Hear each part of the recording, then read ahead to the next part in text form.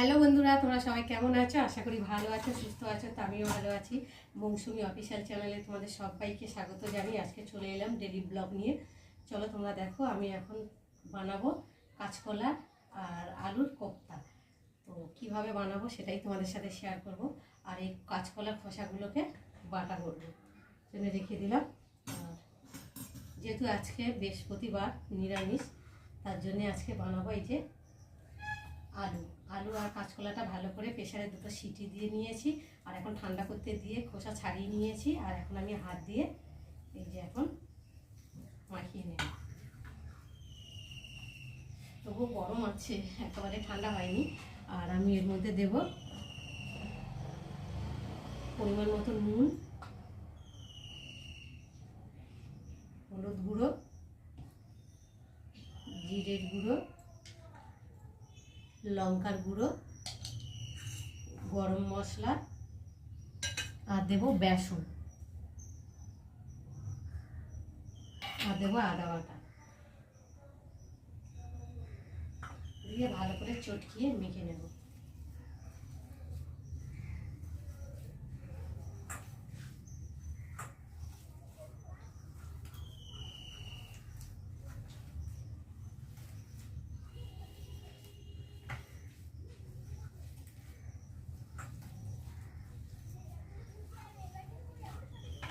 তো দেখো মাখা হয়ে গেছে আর সুন্দর একটা গন্ধ বেরিয়েছে।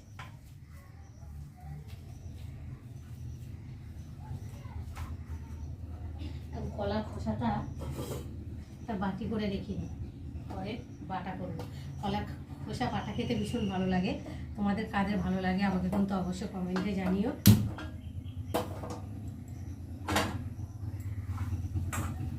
ভালো করে মেখে নিই, ততক্ষণ তাওয়াটা গরম হতে থাকবে। কত সুন্দর কালারটাও খুব সুন্দর লাগছে।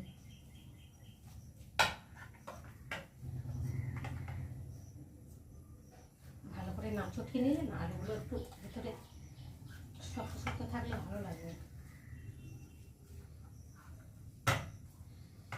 চলো মাখা হয়ে গেছে, ভালো করে হাত দিয়ে কেটে নিই। আর এখন আমি দিয়ে দেবো সাদা তেল। তাওয়াটা পাতলা, যদিও তাড়াতাড়ি গরম হয়ে যায়, ওই জন্যে এটা অনেক দিনের তাওয়া, তো ডান্ডিও ভেঙে গেছে, তবু এটাকে ছাড়িয়ে না। আমি এটাকে রান্না করতে, রান্না বলতে মাছ টাছ ভাজা, ডিম টিম ভাজা ঠাজা এগুলো ভাজাভুজি করতে বেশ ভালো লাগে। কড়াতে তো মানে ভাজাভুজি করাও খুব একটা ভালো হয় না, যদিও কেননা কড়ার তো একটু মানে ঘর্ত মতো, ওই জন্যে। আর এটা একটু ছাদরানোর মতো, একটু বেশি বেশি করে দিয়ে ভাজা যায়।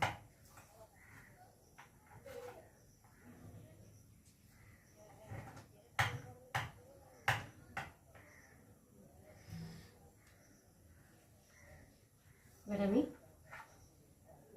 এই যে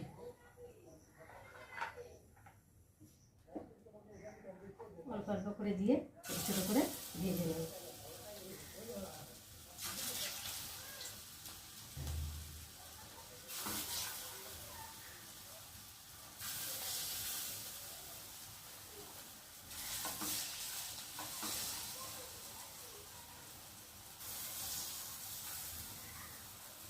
তো বন্ধুরা, তোমাদের মধ্যে কারা কারা এরকম কলা কোপ্তা খেতে ভালোবাসো আমাকে কিন্তু জানিও। নিরামিষ দিনে এরকম রেসিপিটা ভালো লাগে খেতে। কলা তো ভীষণ সমস্যা, কলা যেমন ভালো আবার তেমন খারাপ, কেননা পটি খসে যায় কলা দিয়ে। কলা ভাজাটা খেলে অত কষে না, কিন্তু তরকারি করলে বেশি খসে যায়, যাদের আরও বিশেষ করে পটির সমস্যা আছে, তাই না বন্ধুরা? দেখো আমি এখন কড়াতে দিয়েছি, আর হালকা হালকা করে এখন ভেজে নেব। কড়াটা বেশি ভাজলে তো ভালো লাগবে না। দেখো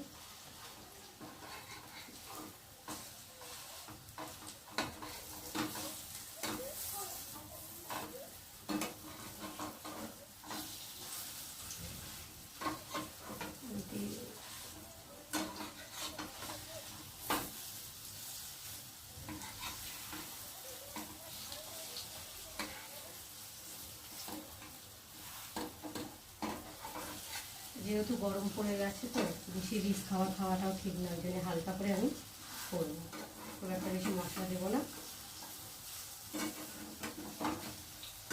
এগুলোকে ভাজি, আর এই দেখো কিছুটা ভাজা হয়ে গেছে আর কিছুটা ভাজি দেখো মচমচে লাল লাল করে ভেজে নিয়েছি।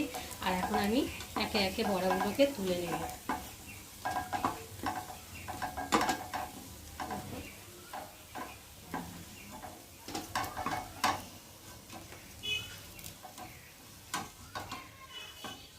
তো দেখো বড়া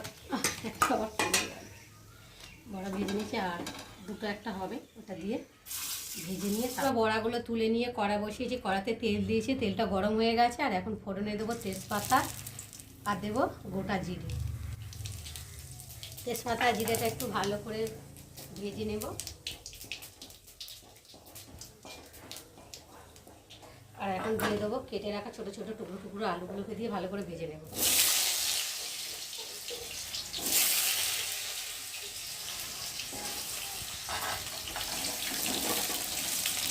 আর এবার আলুগুলোকে একটু লাল লাল করে ভেজে নেব। তো দেখো আমার আলুগুলো ভাজা হয়ে গেছে, একটু লাল লাল করে ভেজে নিয়েছি। আর এখন দেবো স্বাদ মতো নুন, হলুদ গুঁড়ো, জিরের গুঁড়ো, লঙ্কার গুঁড়ো, আদা বাটা আর একটা টমেটো। খুব অল্প মশলা দিয়ে আমি আজকে রান্না করব।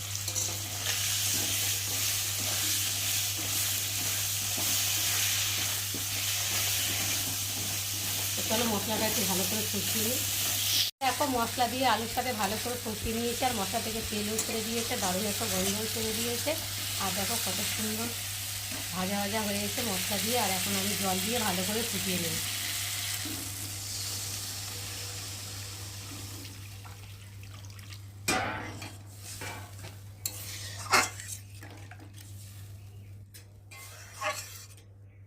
চলো বন্ধুরা এবার ঢাকাটাকে খুলবো।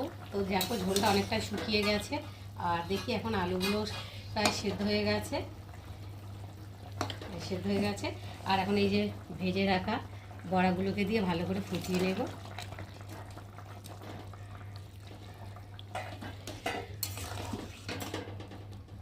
আর যেহেতু বেশিক্ষণ ধরে ফোটাবো না, কেন তো বড়া নরম, তো বেশি ফোটালে আরও ভালো লাগবে না। তো তার জন্য আমি এখন স্বাদ মতো চিনি দিয়ে দেবো, আর দেবো গরম মশলা, আর দেবো ঘি।